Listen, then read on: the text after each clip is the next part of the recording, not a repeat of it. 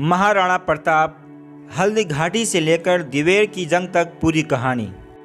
हल्दी घाटी के युद्ध में महाराणा प्रताप और मान सिंह का आमना सामना हुआ।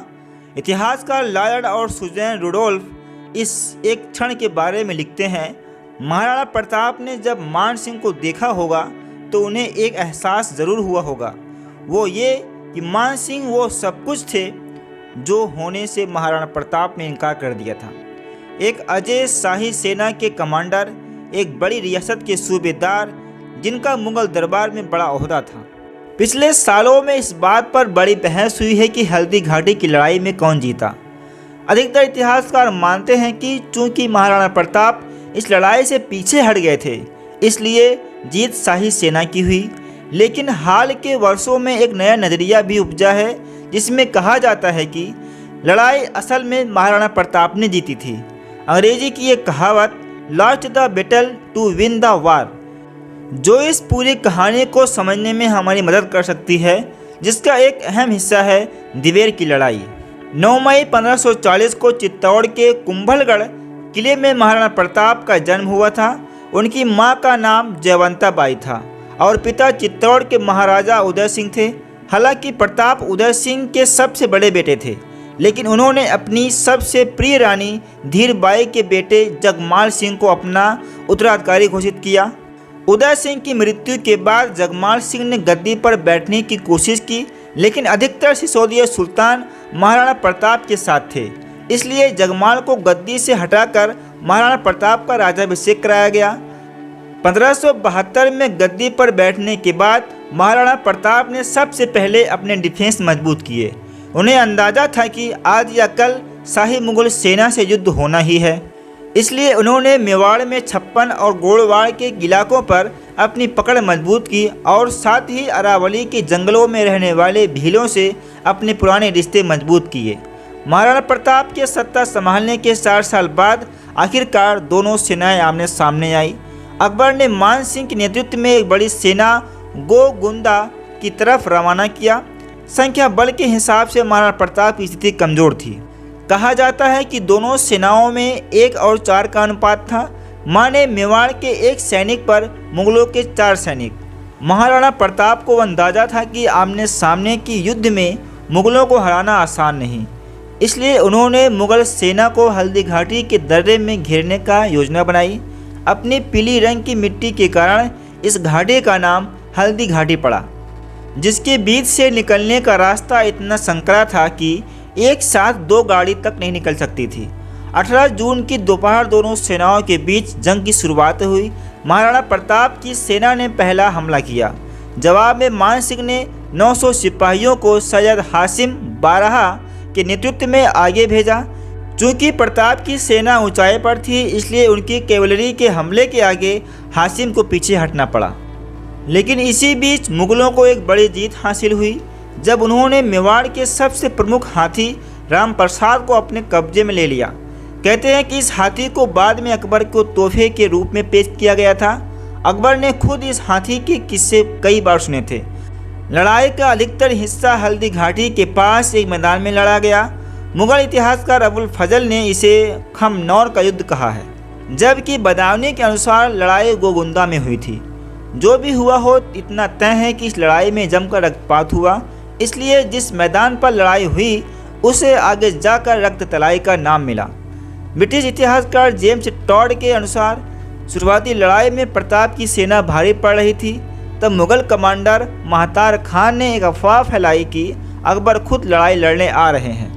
इस बात से मुगल सेना को एक नया साहस मिला और वो लड़ाई में और तेज़ी से लड़ने लगे। फिर वो क्षण आया जब राजा मान सिंह और राणा प्रताप आमने सामने आए। महाराणा प्रताप चेतक पर सवार थे, जबकि मान सिंह अपने हाथी पर। प्रताप ने अपना भाला फेंका और वो जाकर सीधे महावत को लगा।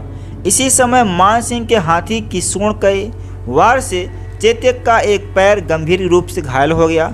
मान सिंह को खतरे में देख मुगल सेना ने महाराणा प्रताप को घेर लिया। मुश्किल यह थी कि इस घेरे को तोड़कर आगे कैसे बढ़ा जाए। प्रताप के साथी सुल्तानों ने उन्हें जंग से बाहर निकलने को कहा ताकि वो आगे लड़ाई जारी रख सकें। राणा प्रताप पीछे हटने को तैयार हो गए। ये एक टेक्टिकल रिट्रीट थी, लेकिन मुगलों की नज़रों से देखें तो उनके लिए जीत थी। राणा प्रताप के जंग से बाहर निकलने के लिए मुगल सेना का ध्यान भटकना जरूरी था। महाराणा प्रताप को बचाने के लिए मान सिंह झाला बीदा ने उनका शाही छत्र लिया और जंग में कूद पड़े। छत्र को देखकर यूं लगता था कि राणा प्रताप अभी भी जंग में लड़ रहे हैं, जबकि वो अपने घोड़े चेतक पर सवार होकर जंग से बाहर निकल गए थे। गौर करने की बात यह है कि राणा प्रताप की जान बचाने वाले झाला अज्जा इन्हीं झाला बेदा के पूर्वज थे। 3 घंटे तक हल्दी घाटी की जंग चली। खून से लथपथ चेतक किसी तरह राणा प्रताप को जंग से दूर ले गया और उन्हें हल्दी घाटी के कुछ 3 किलोमीटर दूर बलिया गांव तक पहुंचाया। यहाँ चेतक ने एक लंबी खाई के पार छलांग लगाई और उसके बाद अपने प्राण त्याग दिए। राजस्थान की लोक कथाओं में इसी किस्से से जुड़ी एक और कहानी सुनाई जाती है। कहते हैं कि राणा प्रताप के छोटे भाई शांति सिंह ने यहाँ पर राणा प्रताप की जान बचाई थी। वो युद्ध को दूर से देख रहे थे, लेकिन जब 2 मुगल सैनिकों ने राणा प्रताप का पीछा किया तो वो उनकी मदद को आए।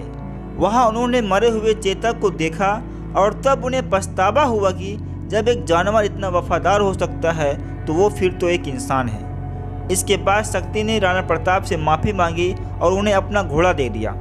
हालांकि इतिहासकारों के हिसाब से ये सिर्फ और सिर्फ सुनी सुनाई कहानी है, जिसे बाद में राजपूतों में निष्ठा बढ़ाने के लिए गढ़ा गया था। हालांकि हल्दी घाटी से निकलकर महाराणा प्रताप ने जंगलों की शरण ली। अक्टूबर 1576 में अकबर खुद गोगुंदा पहुंचे। इसके बाद उन्होंने आसपास के कई इलाकों में कई मुगल पोस्ट तैयार किए ताकि महाराणा प्रताप को घुटने पर लाया जा सके। यहीं पर महाराणा प्रताप की तैयारी काम आई। अपने बचपन के दिनों से उन्होंने भील और गरासिया जनजाति के लोगों से रिश्ता बनाए रखा था, जो आसपास के जंगलों में रहा करते थे।